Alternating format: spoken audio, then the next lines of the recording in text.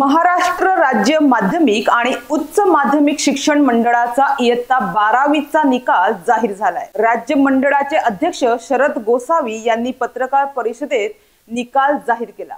12वीच्या परीक्षेसाठी राज्यभरातून 15,20,181 विद्यार्थ्यांनी नोंदणी केली होती।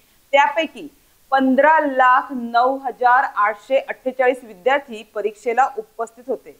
त्यातील 13,87,125 विद्यार्थी यंदा उत्तीर्ण झाले आहेत।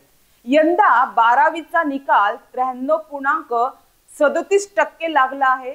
यंदाही निकालात कोकण विभागानं बाजी मारली आहे। 12वीची परीक्षा ही तब्बल 9 विभागांमध्ये झाली होती।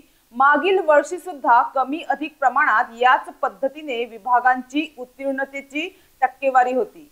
यंदा सुद्धा कोकण विभागाला आपला पहिला क्रमांक राखून ठेवण्यात यश आलंय, तर मुंबई विभागाला अजूनही शेवटच्या स्थानावरून पुढे जाता आलेले नाहीये।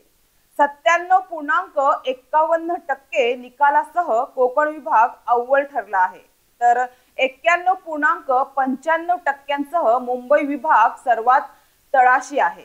यंदाही 12वीच्या निकालात मुलींनी बाजी मारली आहे। 95.44% मुली उत्तीर्ण झाल्या आहेत, तर मुलांच्या निकालाची टक्केवारी 91.60% आहे।